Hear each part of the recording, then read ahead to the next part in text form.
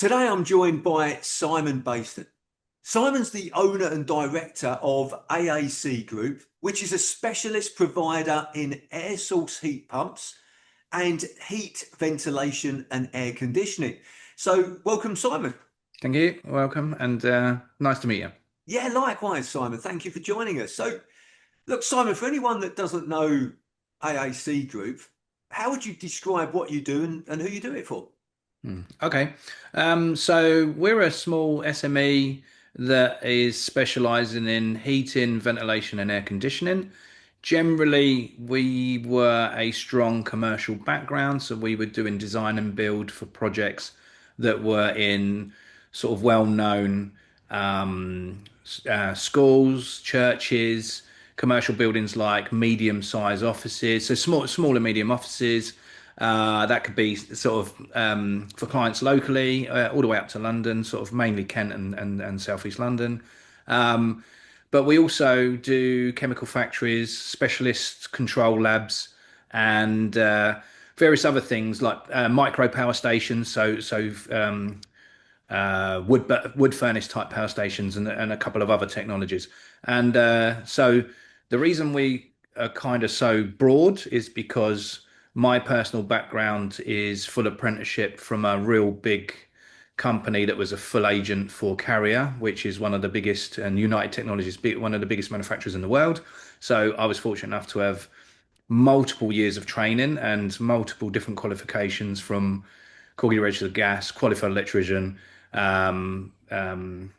qualifications in ventilation, heating, and air conditioning, and refrigeration, actually, believe it or not. So I didn't stop learning until I was in my 30s, and I worked for two or three really small companies, and I worked for two or three really big companies. And then I was fortunate enough to come across to here, and the idea of me coming across to this company was to bring the mechanical commercial background and strengthen that up because I wasn't the original director and owner of this company. Okay. So I had three other very successful business partners who have now moved on doing their own things or semi-retired and so on, leaving me last in the helm. But during them times together, we expanded the company quite a bit, took on a lot more mechanical, so it became a lot more commercial.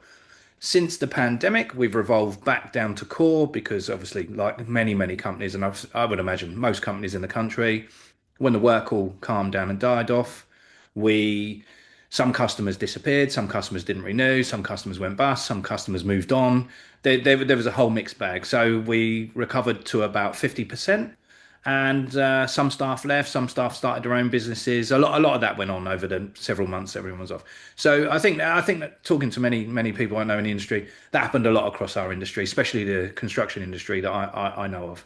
Um, and yeah, so we still retained this very specialist core for the kind of power station or the micro power stations and the chemical labs and the sort of specialist area, but also we do have a nice domestic base for renewable heat technology, so like air source heat pumps with the boiler upgrade grant, and we also do some other sort of maintenance. So we've got a nice strong service and maintenance side of the company, which is headed up by I've got some members of staff that look after all that for me, and we've got like a whole. We think somewhere between sort of 700-800 customers live, and there's a database of over 1,000. But that's probably also 20 years worth of trade from the beginning of Ashford Air Conditioning. So AAC Group stands for Ashford Air Conditioning Group. We dropped the Ashford Air Conditioning bit. We had three companies, and they amalgamated into one group, and then what's left now is mainly the group and its cause. So it's quite diverse. Right. Look, thank you for that background. That's like really helpful. Let's dig into things a bit because I'm really keen to get into things that you said there and that you shared. So the first thing there that I'd like to just delve a bit deeper with Simon is how you got involved in the company because you said Yeah, you got involved firstly with some other business owners and now you're that's the it. last one. So Yeah. did you come on as a business owner or how did you become a So part of the business? it kind of happened and then evolved like this. So they approached me. So I knew someone that they knew. So it was by association. They were looking for somebody that could help move the company forward in a different direction or strengthen another direction. So they were capable of doing it, but they were flat out busy doing the stuff they were good at, which was very domestic and a little bit of commercial. They were turning down a lot of commercial. I, at the time, worked for a one of the bigger companies in the southeast. They knew me through somebody else that was a colleague of theirs. He said to me they were looking. I technically didn't want to move because I had it good where I was, but they asked a couple of times. From what I remember, they asked a couple of times over a few months, and in the end, I just said I came across with the, I wouldn't say condition but it was kind of a condition. If I'm allowed to start my own mechanical company on the side of it rather than just join your company and your company gets bigger, but I own shares in it. So that was how I did it. And they agreed to that. So I had a minor share across the group, if you like, or what was the group. And then that grew very well within first 2 or 3 years. I kind of started matching the parent company, and then we started realizing the mechanical was a good way to go. And then it was stood on its own feet nicely side by side. That then gave me an opportunity to be a little bit more equal to them, even though they had time served. So I brought something that they saw valuable to the company, so or like the group, if you like. And then at some point in 2017, I think Companies House will confirm records. We opened a company called AAC Group, and AAC Group actually the other companies still exist. It absorbed the other companies, Yeah. and they now run dormant because it's all part of the group. And then yeah, and then in 1819, sort of around 1819, again you'll see on Companies House, one of our colleagues, he left and we bought him out. Then in 20, another colleague left and we bought him out in a fashion. And then my last colleague and business partner, he finished in 2024, I want to say it was, yeah, over a year Okay, ago. so you're the last sort of let's call it surviving sort of owner. Yeah. So Yeah. you've got, so how does that feel now that you're now sole ownership and sole responsibility and accountability for the future of this business? hmm So let's say I felt my mortality and my responsibility go up. Yeah. So, Okay. Yeah. like genuinely, I think it changed my attitude. I think I was complacent in the past a little. We had some rough patches, and I think we were complicit and complacent with some of our practices. So Mhm. what used to work 10 years before, we carried on and wasn't working after the excuse me, after the pandemic. Yeah. So what we found is we needed to change the way we did things. That was slowly. It was a democracy. We never opposed each other. Actually, we all recognised each other's strengths, but it was still not completely my responsibility. So I think what I feel now is if I decide we're no longer, so we've just moved recently. So I decided we're moving. We need to cut our costs a little bit. So we moved to a building half the size because we do half the work with half the stuff. So what we did was we moved. I made the decision, and then rather than I had someone to talk to about it or to check that I was right or to verify things, I had to do it all myself. From a, So is I had to really is that think about it. is that something you enjoy? Do you enjoy the fact that actually you can make those decisions now? It's not a group decision, or do you miss the fact that you can discuss it and consult with I, others? I enjoyed that there's less dynamic in making important decisions. I don't enjoy that I've lost the other 80% where the decisions were day to day. I miss having that partnership. So it's weird. I like having control, but I've missed sharing control. Yeah. And I can't and I know it's a non-answer, but I would say it's very good when a decision needs to be made instantly and when we haven't got the time to debate and procrastinate, which is a risk because you might make a bit of a hasty decision, and that does happen. But I do miss the whole talking about stuff for a month or so, throwing some ideas around, going, this would be great. And then we did that in the past. We would be talking about something just random. Wouldn't it be great if we did air pressure testing in houses? And this is something I'm thinking of doing. So rather than I've got someone to discuss it with and keep talking about it every month, and then all of a sudden you just go, oh, come on, let's jump in, let's get it done. I'm now having a conversation with myself in my head. And I go, oh, shall I? And I'm looking at pros and cons. And I'm sure any other sort of director or business owner will say to you that it might seem easy to us to go, yeah, I'll have a Mercedes, or yeah, I'll get an air pressure kit, or yeah, I'll buy a fleet of 5 new vans. But actually, the truth is, we'll probably overthink it because we'll want to be careful. And my nature is I'm a saver and I like security, so I want to be careful. I want to run the van not too long because I'll fear the security of it, but long enough because I'll see having cash flow as more security. So I like an informed decision, and I've got less informatives. Yeah, no, no, I think like, I get what you're saying there, and I think a lot of other business owners, as you say, will resonate with that. Um, yeah, it's good to have a sounding board to bounce ideas off. And so, yeah, like, I get that. And so, what part of the business are you most proud of right now? Um, I'm quite proud of all of it. I would say I would say the quality side, the development side. So I really enjoy seeing colleagues achieve quality, achieve new goals, achieve new heights, and achieve. So I'm not always looking for something better. Nothing makes me smile better than if you look at our website and you see some of the reviews we get. It's heartwarming, and I went on LinkedIn the other day and I had to post one because it makes a lot of effort for a customer to say something really good, and it takes loads of effort for a customer to say something amazingly good. Yeah, So they must feel that. So it's not just made up. They must feel, or I paid them a lot of money, one or the other. But they must feel that if they're going to write, 2 or 3 paragraphs of how great, and then name dropping and everything, which is great. I'm really pleased with my staff to the point where there's a competition going on upstairs who got the best review this month. And yeah, and so I'm very proud of that. But I think that the underlying part of that is when you see the engineer stand back, look at the install, or look at the maintenance, or look at the repair, and they go, "That's good." yeah. That's good enough for me. That to me, if they're satisfied, but it's not a corner cutting. Oh, it'll be all right. I hate the words. It'll be all right. It'll be all right. Drives me mad.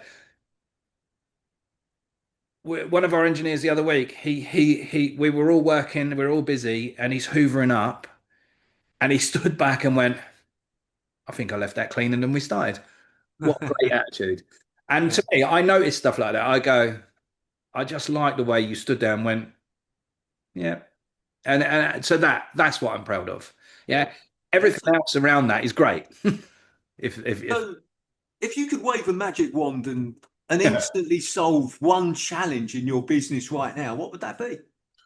payment terms in the construction industry of the whole of the UK, and I would be a hero. I would be a god for fixing that. Yeah, I would be a hero for that. The Yeah, it's a bone of contention with everyone that's ever worked in this industry, where we've got, unfortunately, this crazy amount of 120 days, 90 days, 60 days payments, da da da da. And, poor homeowners have to pay deposits up front, and they take a risk with a company because that company could be potentially rogue. I think most companies aren't. Unfortunately, there's a few that may unfortunately tarnish the industry. But if you work company to company, it's unbelievable how many companies expect you to finance their work.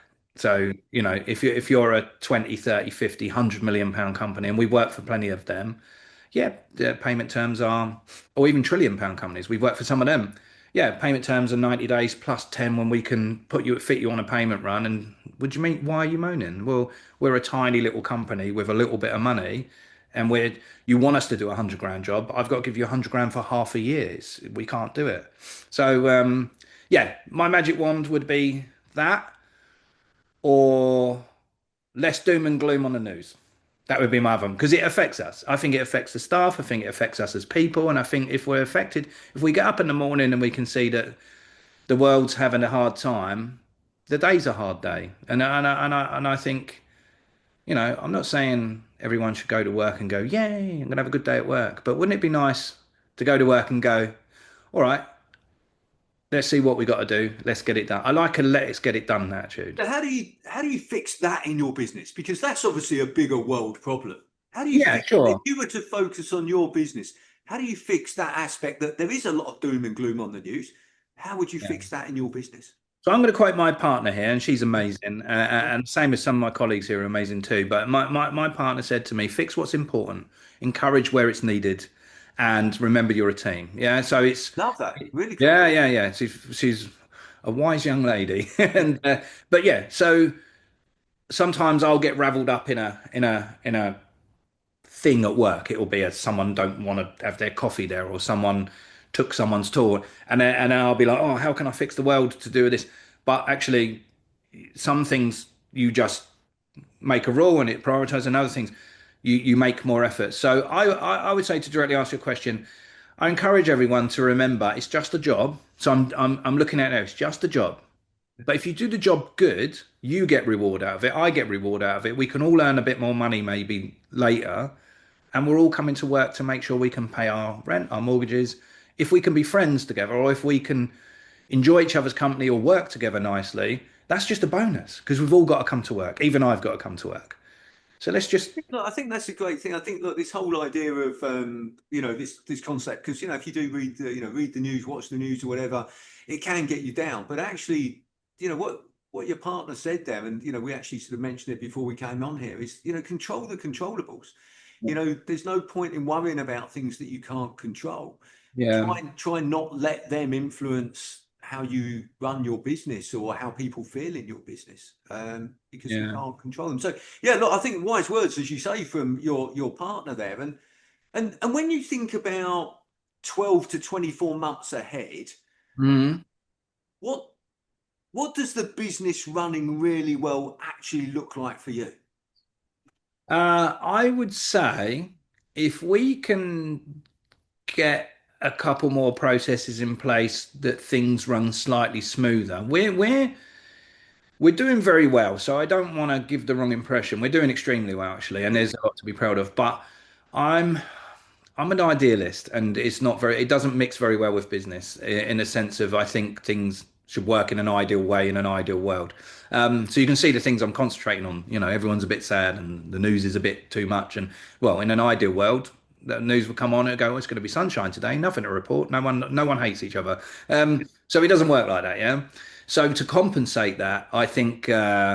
If I can get around my idealism, there's a couple more things I would like to work better. I think we're always striving to improve things more efficiently, and so on. But I don't know. I think a stronger team, a retained workforce, and a retained customer base.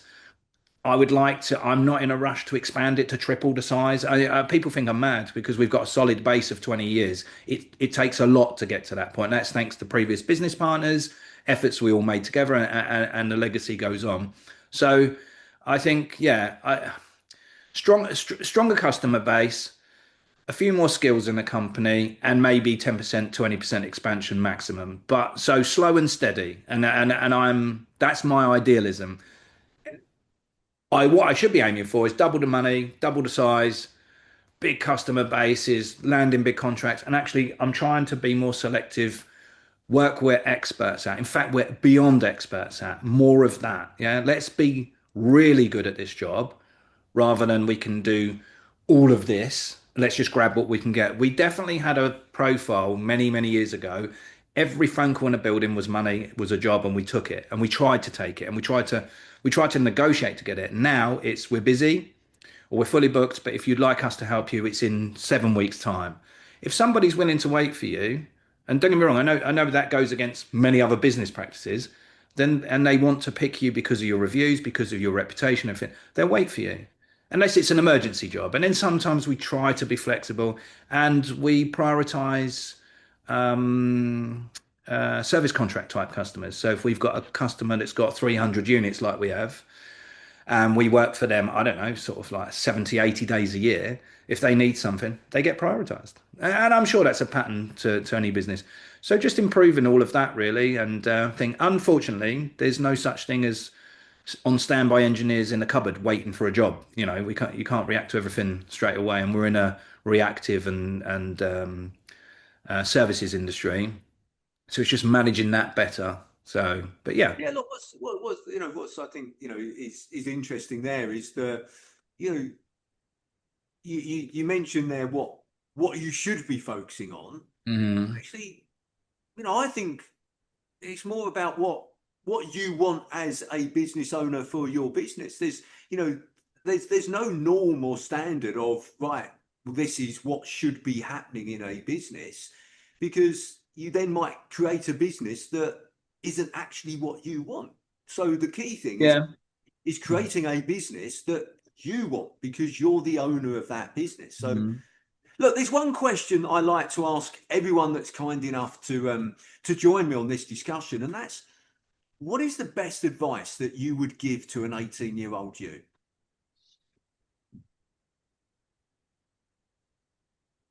Focus on what's a priority for you now. Is it work placement based skills? So apprenticeship, traineeship, and then focus on, do you want a career where you're um, considered an expert? If you do, this is definitely the right industry to come into. If you can get an apprenticeship, if you can get sponsorship, you can go to college, make that effort, get out of bed in the morning. That's always a good start, and so on. Invest in your own, invest in yourself, and invest in your tools. If you want to be an engineer in an engineering company, because they are there are very few, very, very good engineers. There's lots and lots of good engineers, there's lots and lots of okay engineers, and there's some not so good engineers. But if you can invest in yourself, in your efforts to learn and everything, you'll have a job for life. And unless AI takes over fixing services type equipment, I think the job's fairly safe for at least a while. So it's still an excellent industry to get into. You can still earn reasonably good money.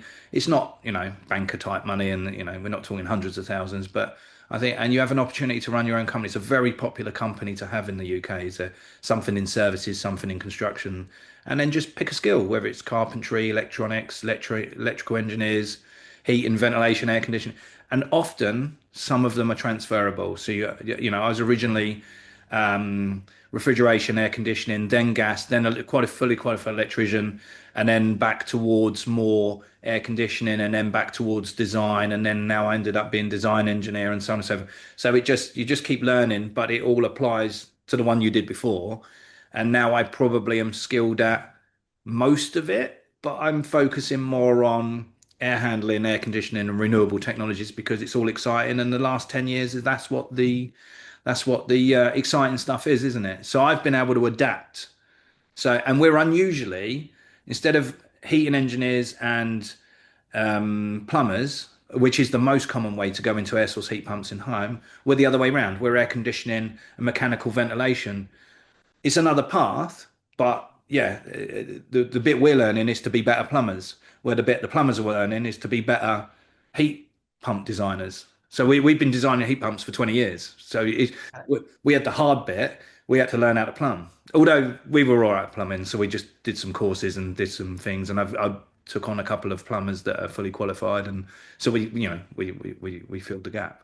Great. Well, look, Simon, I really appreciate you taking the time to speak with me today and sharing more about your business, but also your journey as well. So thank you very much. You're welcome. Thanks for your time, and it was a pleasure.